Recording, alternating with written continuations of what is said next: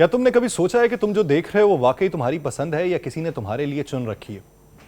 کیا تمہارا خیال، تمہاری رائے، تمہاری خوشی، تمہارا غصہ واقعی تمہارے اپنے ہیں یا وہ بھی کسی الگوریدم کی منصوبہ بندی کا حصہ ہیں؟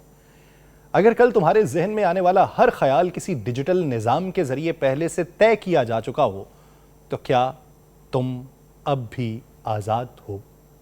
کیا انفلوئنس اب بھی انسانوں کے ہاتھ میں ہے یا مشینوں نے یہ طاقت ہم سے چھین لی ہے؟ کیا ہم واقعی سوچ رہے ہیں یا بس وہ دہرا رہے ہیں جو ہمیں دکھایا جا رہا ہے؟ اور اگر ایک دن دنیا نے یہ سمجھ لیا کہ اس کے خیالات اس کے اپنے نہیں ہیں تو پھر سچائی کی بنیاد جو ہے وہ کہاں پہ باقی رہے گی؟ آپ سب پر سلامتی ہوں، میں یاسر رشید ہوں اور آپ دیکھ رہے ہیں سنو نیوز۔ ناظرین، کیا مستقبل کا سب سے بڑا لیڈر وہ ہوگا جس کے پاس نظریہ ہو یا وہ جو ڈیٹا پر حکومت کرے؟ اور جب ہر شخص بول رہا ہوگا مگر سننے والا کوئی نہیں ہوگا تب اصل انفلوئنس کس کے پاس باقی بچے گا؟ یہ وہ خیال ہے جو بظاہر ایک معمولی سوال لگتا ہے مگر در حقیقت یہ اس دور کا سب سے گہرا فکری سوال ہے۔ جب سب انفلوئنسر بن جائیں گے تو پھر انفلوئنس کون کرے گا؟ کبھی سوچا ہے؟ آج کے زمانے میں ہر شخص کی جیب میں ایک کیمرہ ہے، ایک مائک ہے اور ایک پلیٹ فارم ہے۔ کوئی صبح کا چہرہ دکھا کر ویلاگ بنا رہا ہے، کوئی رات کے اندھیرے میں ویلاگ بنا رہا ہے اور ہر کوئی انفلوئنسر ہے۔ مگر کیا واقعی ہر کوئی انفلوئنسر ہے؟ کیا واقعی ہر آواز سنی جا رہی ہے؟ یہ شور اتنا بڑھ چکا ہے کہ اب آوازیں دبنے لگیں۔ ہم اس عہد میں جی رہے ہیں جہاں اصل اور نقل کا فرق مٹ چکا ہے۔ انفلوئنسر ہونا اب کسی نظریے یا فکر کا نام نہیں ہے بلکہ ایک انداز گفتگو، ایک فلٹر اور ایک ایڈیٹنگ ایپلیکیشن کا کمال سمجھا جانے لگا۔ مگر سوال یہ ہے کہ انفلوئنس کہاں گیا؟ وہ اثر، وہ تاثر جو کسی کے لفظوں سے، کسی کے لہجے سے، کسی کے عمل سے دلوں میں اترتا تھا، وہ اب نظر کیوں نہیں آتا؟ پہلے لوگ متاثر ہوتے تھے، آج لوگ متاثر دکھائی دینے کی اداکاری کرتے ہیں۔ پہلے انفلوئنس ایک استاد، شاعر، مفکر یا رہنما کے پاس ہوتا تھا جس کے الفاظ نسلیں بدل دیتے تھے، مگر آج انفلوئنس لائکس، شیئرز اور فالورز کے گراف میں قید ہو چکا ہے۔ جس کے پاس زیادہ نمبر ہیں وہ بڑا انفلوئنسر ہے، چاہے بات میں وزن نہ ہو۔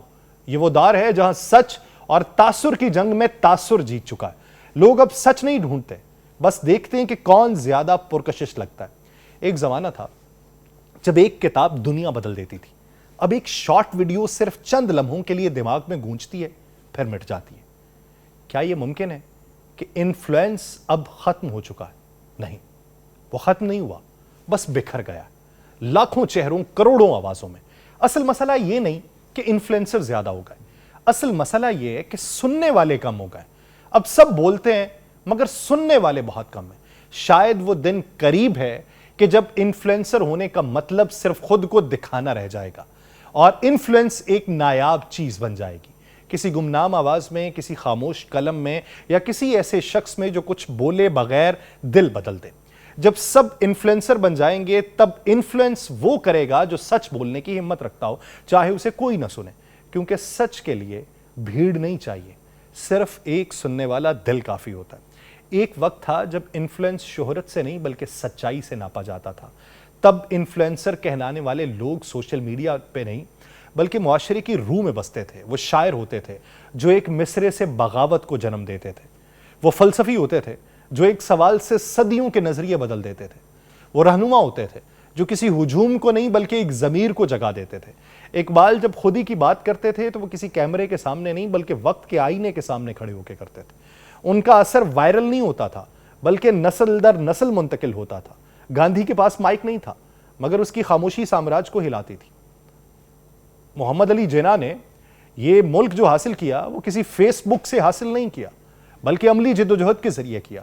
سقراط کے پاس کوئی فالوور لسٹ نہیں تھی مگر اس کے سوالوں نے علم کی بنیاد بدل دی۔ یہی اصل انفلوئنس تھا جو وقت کی قید سے آزاد اور ناموں سے بے نیاز ہوتا تھا۔ پھر دور بدلا، آوازیں بڑھتی چلی گئیں، معنی کم ہوتے چلے گئے۔ جہاں پہلے انفلوئنس کردار سے آتا تھا وہیں اب یہ کیمرے کے زاویے سے آتا ہے۔ اب اثر رکھنے کے لیے سچ بولنا نہیں، الگ دکھنا ضروری ہے۔ معاشرے میں اب وہی گونجتا ہے جو چیختا ہے۔ اب اثر رکھنے کے لیے شعور نہیں، ٹرینڈ ہونا چاہیے۔ آپ ٹرینڈ پہ چلتے ہیں تو آپ انفلوئنسر ہیں۔ اور اب سوال یہ ہے کہ مستقبل میں انفلوئنس کس کے ہاتھ میں ہوگا؟ کیا وہ انسان رہے گا یا الگوریدم؟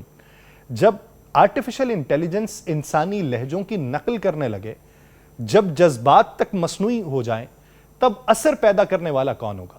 شاید ایک دن ایسا آئے گا جب انفلوئنسر انسان نہیں بلکہ کوئی آرٹیفیشل انٹیلیجنس نظام ہوگا جو ہمارے مزاج، ہمارے جذبات اور رویوں کو ہم سے بہتر سمجھے گا۔ اس دور میں انفلوئنس اس کے پاس ہوگا جو ڈیٹا کے دریا پہ قابض ہوگا، جو جانتا ہوگا کہ انسان کب خوش ہوتا ہے، کب خوفزدہ ہوتا ہے، کب یقین کرتا ہے، کب شک میں پڑتا ہے۔ وہ لوگ جو صرف الفاظ سے نہیں بلکہ فیڈز کے بہاؤ سے سوچ کو بدلیں گے کہ میری فیڈ میں کیا آ رہا ہے۔ شاید وہ پلیٹ فارم، وہ سسٹمز، وہ کمپنیز جو آج خاموشی سے ہمیں دکھا رہی ہیں، کل ہمیں سوچنا بھی سکھائیں گی۔ اور تب انسان پھر ایک سوال پوچھے گا کہ کیا ہم اب بھی سوچ رہے ہیں یا صرف وہی دہرا رہے ہیں جو ہمیں سکھایا جا رہا ہے؟ مگر شاید امید ابھی باقی ہے، کیونکہ ہر عہد میں، ہر شور میں ایک ایسی آواز ضرور رہتی ہے جو مصنوعی نہیں ہوتی۔ وہ آواز کسی کتاب کے صفحے سے، کسی استاد کے جملے سے یا کسی خاموش انسان کے کردار سے ابھرتی ہے۔ وہی اصل انفلوئنس ہے جو نہ خریدا جا سکے، نہ وائرل کیا جا سکے۔ ماضی میں انفلوئنسر وہ تھے جو لوگوں کے ذہن بدلتے تھے، مستقبل میں بھی وہی ہوں گے جو مشینوں کے اندر انسانیت کو زندہ رکھ سکیں گے، کیونکہ آنے والے وقت میں انفلوئنس وہ نہیں ہوگا جو دکھائی دے، بلکہ وہ ہوگا جو محسوس ہو، اور احساس کبھی بھی مصنوعی نہیں ہوتا۔ آج انفلوئنس صرف ایک شخص کا نہیں بلکہ ایک پورے نظام کا ہتھیار بن چکا ہے۔ تم شاید یہ سمجھے تھے کہ انفلوئنسر وہ ہے کہ جو ویڈیوز بنائے، در حقیقت اب انفلوئنس اس کے ہاتھ میں ہے جو یہ طے کرتا ہے کہ تمہیں کون سی ویڈیوز دکھانی ہے۔ تم جس چیز کو چوائس سمجھتے ہو وہ الگوریدم چن چکا ہوتا ہے۔ تمہارا مزاج، تمہاری پسند، تمہاری رائے، سب ایک پوشیدہ ڈیجیٹل ہاتھ کی گرفت میں ہے۔ یہی وہ نیا چہرہ ہے انفلوئنس کا۔ اب طاقت صرف سیاستدان یا مفکر کے پاس نہیں ہے بلکہ اس کمپنی کے پاس ہے جس کے پاس تمہارے دن بھر کے کلکس اور رات بھر کی سکرولنگ ڈیٹا کا ریکارڈ ہے۔ یہ جاننے کی صلاحیت کہ تم کب اداس ہوتے ہو، کب خوش ہوتے ہو، کب خریدنے کے موڈ میں ہو، یہ آج کی سب سے بڑی حکومت ہے۔ تمہیں پتہ بھی نہیں چلتا مگر ایک پوسٹ تمہیں ہنساتی ہے، دوسری تمہیں غصہ دلاتی ہے اور تیسری تمہیں کسی پروڈکٹ کی طرف دھکیل دیتی ہے۔ یہی ہے انفلوئنس کی معیشت۔ تم جانتے ہو کہ 2012 کے امریکی انتخابات میں کیمبرج انالیٹیکا نامی کمپنی نے صرف ڈیٹا کے ذریعے لوگوں کے خیالات بدل دیے تھے۔ انہوں نے ووٹرز کو وہی خبریں دکھائی تھیں جو ان کے جذبات کو بھڑکا سکیں، اور یوں فیصلے بدل گئے۔ کسی بندوق یا تقریر کی ضرورت ہی نہیں پڑی، صرف انفلوئنس کافی تھا۔ اسی طرح چین کے ٹک ٹاک جیسے پلیٹ فارم نے ایک پوری نسل کے سوچنے کا انداز بدل دیا۔ اب اثر کسی کتاب یا استاد سے نہیں بلکہ ایک 30 سیکنڈ کی ویڈیو سے آتا ہے، اور یہی سب سے خطرناک تبدیلی ہے۔ جب انفلوئنس تفریح کی شکل میں تمہارے شعور پہ قبضہ کر لے، تمہیں لگتا ہے کہ تم مزے کے لیے دیکھ رہے ہو، مگر در حقیقت تمہیں تربیت دی جا رہی ہوتی ہے۔ تم ہنستے ہنستے یقین کرنے لگتے ہو، یقین کرتے کرتے جھک جاتے ہو۔ لیکن یہاں ایک دلچسپ موڑ ہے۔ ہر بار جب انسان کسی نظام کے سامنے مکمل طور پہ جھکتا ہے، وہی انسان کچھ نہ کچھ نیا ایجاد کر کے اس نظام سے باہر نکلتا ہے۔ پرنٹنگ پریس نے بادشاہوں کے اثر کو توڑا تھا، ریڈیو نے سرحدوں کے بیچ آواز پہنچائی تھی، اور اب شاید مصنوعی ذہانت کے شور میں پھر وہی خاموش آواز جنم لے جو دل سے نکلے اور سیدھی دل تک پہنچے۔ ممکن ہے کہ مستقبل کا اصل انفلوئنسر کوئی انسان ہی ہو، مگر وہ جو خود کو غیر مرئی رکھے، وہ جو لائکس اور فالورز کے بغیر اثر ڈالے، جو الفاظ سے زیادہ خاموشی میں بولے، جو جذبات کو بیچنے کی بجائے سمجھنے کی کوشش کرے، کیونکہ ایک وقت آئے گا جب دنیا مصنوعی اثر سے تھک جائے گی اور پھر وہی تلاش کرے گی جو اصلی لگے۔ شاید وہ لمحہ قریب ہے جب انسان دوبارہ یہ پہچاننے لگے گا کہ انفلوئنس وہ نہیں جو نظر آتا ہے بلکہ وہ ہے جو محسوس ہو، وہ جو کسی سچ، کسی جذبے، کسی خیال کے ساتھ بندھے ہوئے دل سے نکلے۔ تب سوشل میڈیا کے شور میں بھی ایک سادہ جملہ کہ میں تمہیں سمجھتا ہوں سب سے زیادہ طاقتور انفلوئنس بن جائے گا۔ مجھے دیجیے اجازت، اللہ نے کے بعد۔